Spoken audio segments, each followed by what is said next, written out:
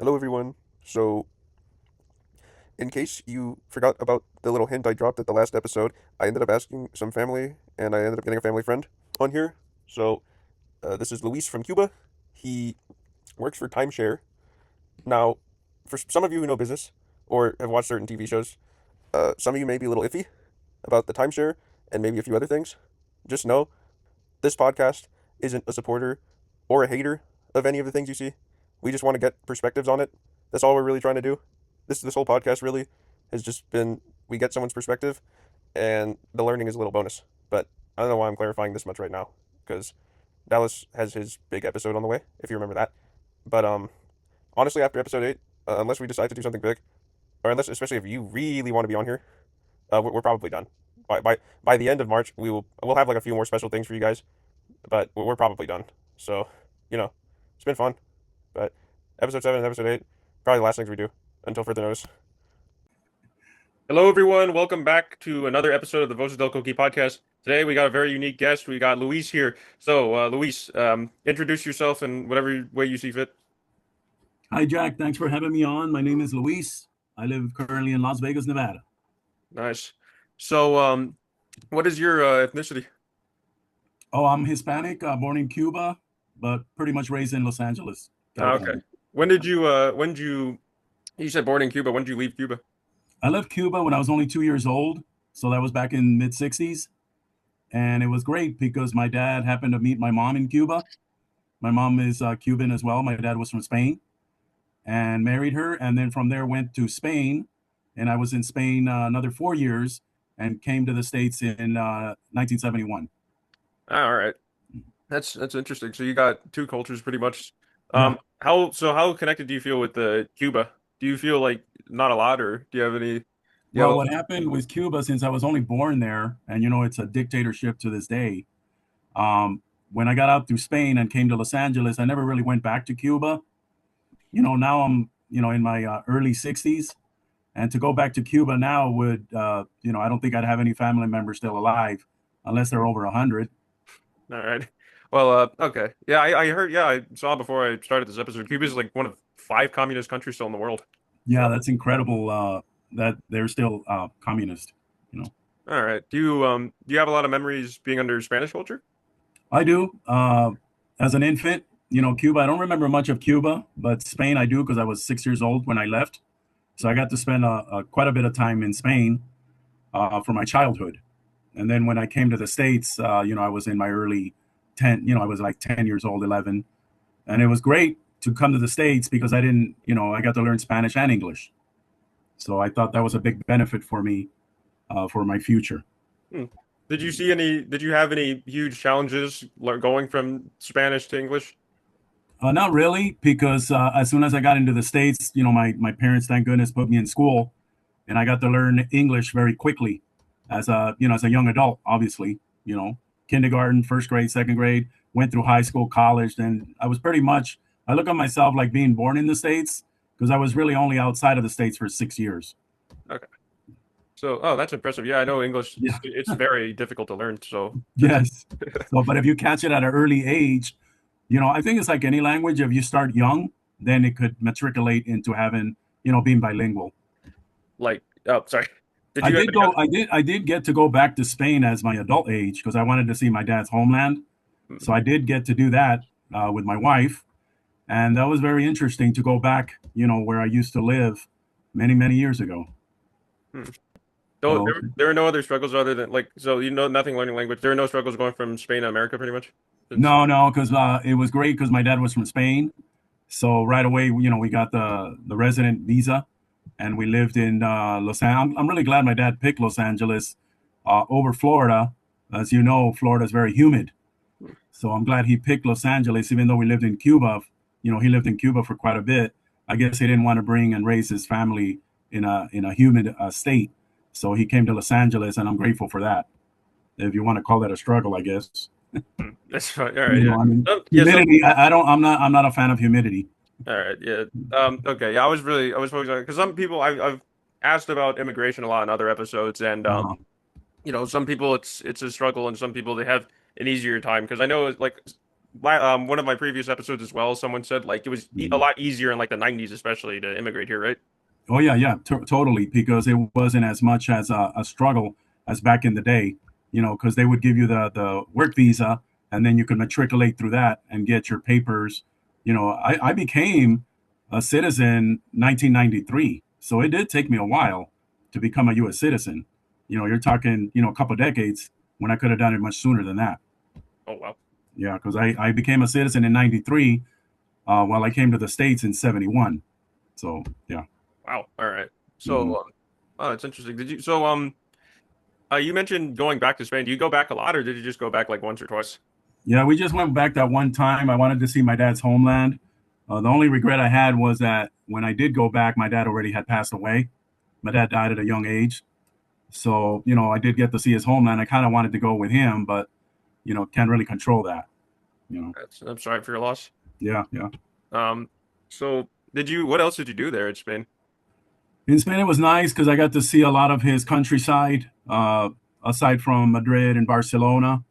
Took advantage of going to France, got to see France, and I got to see Italy. Oh, yeah, because But, like yeah, it's closer yeah. to Europe, right? Yeah. Right, right. Yeah, we did that tour of Spain, France, and Italy, but we did do Spain first because I wanted to see how my dad used to live, his country, and the culture that's there. Out of the three countries, I really loved Spain over France and Italy, though. You have any good food there? What good food you have in Spain? Spain, you have the paella valenciana. That one's very good. It's a lot of you have seafood with rice. You have tapas, what they call tapas. It's like hors d'oeuvres, you would say, where you have different hors d'oeuvres that you're able to try. Of course, you have sangria, plenty of wine, uh, great museums, obviously, in Spain. The culture in Europe, very different than the United States. I mean, that's what me and my wife, even though we were only there a week, but to do it again, we'd probably go to Spain only, because you do have to take a train up and down all those countries. And, to move around 4 to 6 luggage is not very fun. Oh, yeah. Mm. I'll be honest. I was not as prepared to learn about Spain as I was with Cuba because I thought you were just centered around Cuba. But Uh-huh. I have one specific thing even then that I'd like to ask. I saw with Cuba there's a dance that originated there called rumba. I think rumba. Yeah, You ever done that dance? La Rumba. Well, you have salsa too. You have merengue. Yeah. Merengue. Yeah. Believe it or not, yeah, literally the last episode I interviewed an owner of a dance studio. I I, Okay. I interviewed somebody who ran a dance studio.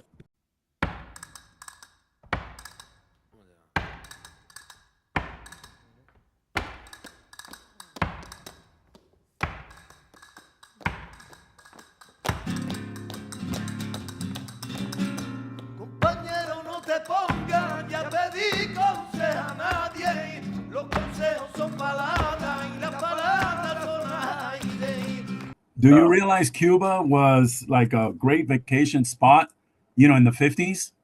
I don't know if you knew that, but yeah, Cuba was like a spot that, they really had a lot of entertainment, a lot of dancing, a lot of folklore. And then obviously when the dictatorship came in, everything just crumbled. But if you look back, at least I did, through the YouTube videos and things of that nature, I did see Cuba as a place like pretty much like Vegas, the city of lights. But now it's like, it's just it's nothing compared to what it used to be. That I do know from my parents telling me about it. It's unfortunate when cultures they get drastically changed or destroyed with people coming in because I know as well Mhm. when I did my fifth episode with Mexico, even right Okay. now in Mexico, I think people are like they're getting mad that Americans are moving to Mexico because it's like Okay. because they like see them as rich people and stuff, and it's like gentrifying. It's almost like gentrifying their culture in a way. That's correct. But Mexico, Mexico is great. I have actually a friend down there now that decided to work down there rather than in Las Vegas. Yeah, it does seem there's some definitely some beautiful places there in Mexico. Yeah. All right. Well, yeah. You got anything else before I transition into the next topic about Spain? No, that's pretty much it. All right. I don't know. I don't know how much I'm gonna cut out with the cast of that part. Maybe it'll be funny that me getting all confused about it. We'll see. Really? I Yeah, don't but know. it's pretty good. I mean, if you hear them play it, you'll be wow, they're really talented. Yeah, I'll have a section in there at some point about the sure. testing facilities you discussed it.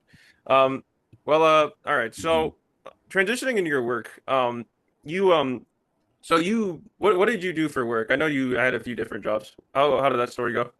Oh, okay. Well, living in California, that's where I finally graduated from, Los Angeles. I graduated from LA, and my parents would always they would always come to Las Vegas on the weekend. We had an aunt that lived in Las Vegas. Eventually, my parents moved to Vegas. Obviously, I was the last one to leave. I kind of tried to stay in Los Angeles. And then I started as a busboy in the casino industry. And then I would see the dealers walk by me, and I said, well, maybe I could try becoming a dealer, a blackjack dealer for the casino. And I got my break when they told me about it. They said just go to school, they'll place you in a casino, and from there I dealt like 20 some odd years before I found timeshare. Timeshare, where it's vacation ownership, you get to travel at a discounted rate. I've been doing timeshare since about over a little bit over 10 years now. I'm going on 12 years now. I am with the same company now for 5 at Tahiti Village right there on Las Vegas Boulevard. It's a very nice casino. I like the atmosphere. The culture is very good. And they really like people that are very positive, energetic, and enthusiastic about, yeah, about basically sharing vacations at a discounted rate. And, the people, some buy and some don't. It's just like anything that you sell. And I've been doing it like over 10 plus years, and I'm very happy there. I'll never go back to dealing because the secondhand smoke was just not good for me. Hmm. And yeah, it's very fun atmosphere. I work 5 days, and I have no complaints about it. Very relaxing. Long hours, a lot of hours, but well worth my time. And yeah, I meet a lot of people from all over the world. That's very interesting. Hmm. Wait, sorry, I'm gonna But turn off my fan for a sec. It's about yeah, yeah, no it's about worries. to fall off. Oh, Yeah. Uh, that's kind of hot now. yeah. Yeah, the weather, we're getting into the summer months. It's it's weird out here too, because one moment you'll have Yeah, snow in the middle of April, and the next you'll have 100 degrees in like November or something. It's weird. yeah, that's correct. You're absolutely right. Global warming, it's gonna hit hard. Uh All, huh. all the secondhand smokers ruining the weather. Yes. Uh, but okay. All right, my fan. All right, I don't think it'll fall off anytime soon. No. All Oh right. my goodness. Okay. So all right.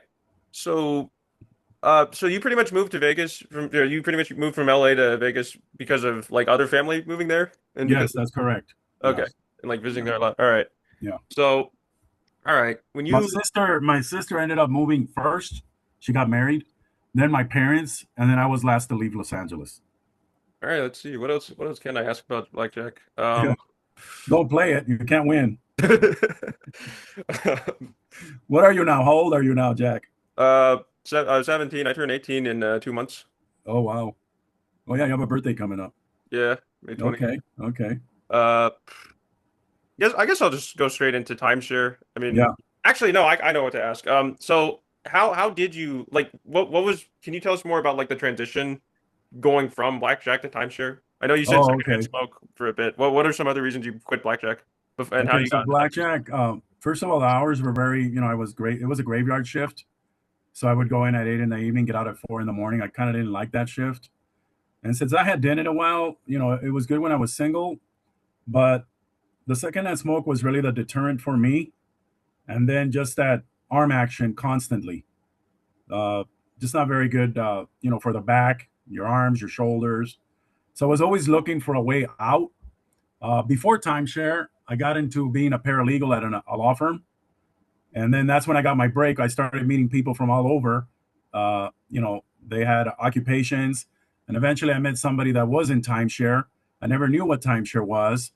And they started talking with me, and I started, asking questions. And it felt like it was a good move for me because I figured, hey, if I speak English and Spanish, we get a lot of California people that visit Las Vegas.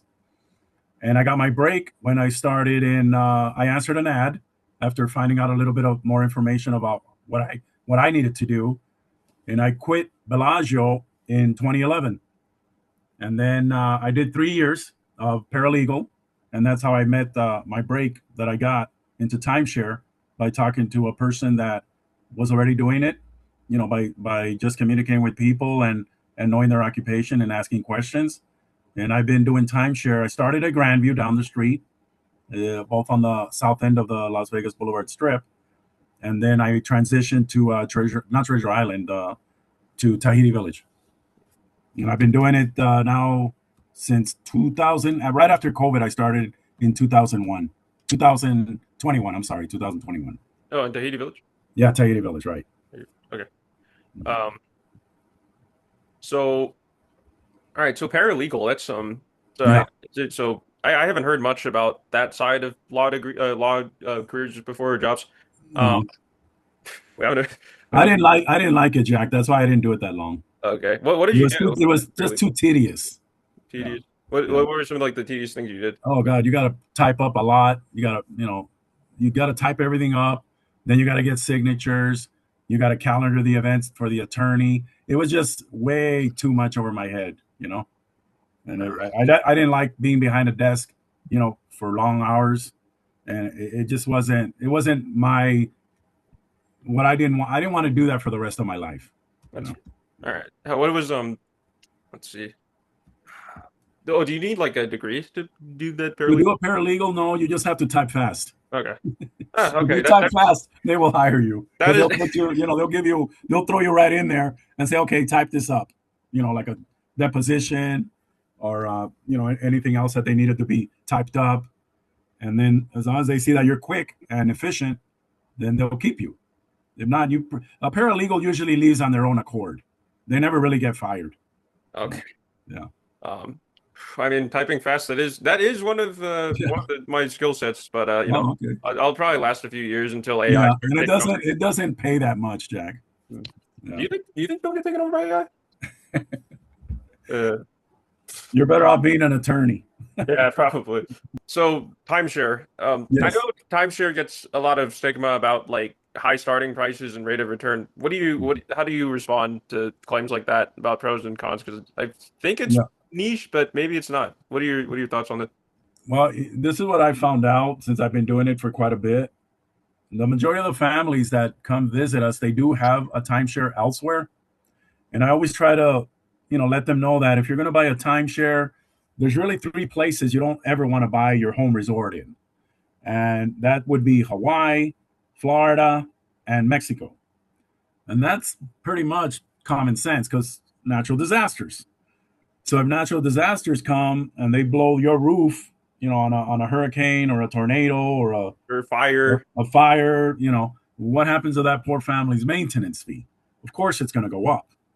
See, when you own in Vegas, I think that's why we have over like 20 some timeshares in Las Vegas now. If there's no natural disasters here, Yeah. so our maintenance fee is kept low, and that's a big advantage because that's really the crux of a timeshare is when you pay it all off. The one thing that stays with you is the maintenance fee. So you always want to keep that the lowest possible. So I mean, so pretty much timeshare, getting the biggest benefit out of it, is pretty much location. Your Basically. location, yes, absolutely. Yeah, Alright. location because then it'll trigger that your maintenance fee will be lower. So you buy in Mexico and a hurricane comes, that's where the complaints start coming. Saying, well, my maintenance fee went up. Well, I always ask them, where did you buy your home resort? And then they say in Cancun. I go, well, they just had they always have like a typhoon or a hurricane and Florida's big with that. I mean, you always hear it on the news. Vegas, you never hear a natural disaster. I think the other day we only had like an earthquake and we get that one every 10, 15 years. Yeah, and it's even then, it's not that it's like small. I know, and we'll get high winds, but I mean, high winds are 40 miles an hour when Florida's having 150. So I mean, all right. So if you had to summarize pretty much what timeshare is, how would you summarize what timeshare even is? Timeshare, here's the thing with timeshare. You have to have a good exchange company. The 2 exchange companies I'm talking about are International Interval and RCI, Resorts Condominiums International. The majority of the families that have International Interval, they don't have as many resorts as RCI. So of course they always have to keep upgrading and buying more. When we're at Tahiti Village, we never want to see the same person over and over again. We're always looking for new guests and customers and owners. So we give them the opportunity right off the bat that they'll never have to do a presentation ever again. And that's our motto. You know, you come in, you buy it once, and then you're done. You go vacation and have fun with your family. We're just not that type of company that keeps wanting to get money from the same individual. That's what I notice where I work. All right. So you've been doing this for 10 years now? Yeah, we're going. I started July of 2014, so I'm going on. Yeah, I'm going on 12 years now. Nice. You see yourself retiring anytime soon? I want to give it another 5 to 10 years. You know, I want to retire right after Social Security. You know, 67, 68. You know, then Yeah. I could look into it. But yeah, I don't want to. I don't want to do it the rest of my life. I had a friend that he did it till he was 87. He started at 80. Yeah, he started at 87, and then he passed away a year later. So I don't want to do that. You know, I want to enjoy my golden years with my wife. You know. Hmm. All right. Yeah, I know retirement's like you wait Yeah. longer and then more benefits, yeah. Right. Correct. If you plan right and you invest in something that's very lucrative, then you won't have to work the rest of your life. You know. Yeah, I'm in a business program right now for high school, and this whole project as well is for a high school business program capstone project. Uh-huh. And one of the last and biggest pieces of advice that my business teacher has given all of us is, or just one of her mottos is the only ways to really become a billionaire, or not Mm. billionaire, the only ways Yeah. to really become a millionaire are either start your own business or invest, you know? Yeah. Yeah. You invest early, and then yeah, especially in your age bracket, Jack, you have your whole future ahead of you. Yeah, You know? you invest in a mutual fund, you just wait, and then Right. it just goes up Right. with time. Yeah. Yeah. That's absolutely right. Yeah. And wait, so you invest, you're like a mutual fund guy, right? Or you Yeah. mutual I have a little bit of stock, in mutuals, and then I also into crypto as well. crypto? I got into crypto a little later, but I like it because that's really the future. You know, Have you gotten returns off of crypto yet? a little bit. You're getting a little bit off on the Bitcoin side, but there's always a lot of new crypto out there, so you got to be leery who you're investing with, because there. I mean, it goes up and down like anything. You know, Yeah. but yeah, Yeah, there's definitely a lot of like negative image about right, it being a right. scam and stuff, or like a Yeah, lot of yeah, you gotta be careful with that. That's for sure. But you gotta. I mean, I don't remember the last time I wrote a check. Honestly, I don't. I mean, it's unbelievable how everything is just going towards crypto. I mean, when's the last time you saw any coin? I don't see any coin or change anymore. You barely see dollars now. Everybody just uses the card. Boom, boom, boom. You know. well, yeah, it's been a huge pleasure. Super, yeah, lots of interesting stuff today, man. Thank you so much for hopping on. Yeah, absolutely, Jack. Anytime, man. No problem. All right, well, that was episode 7 of the Vosa do Cookie podcast. I guess we'll see y'all later.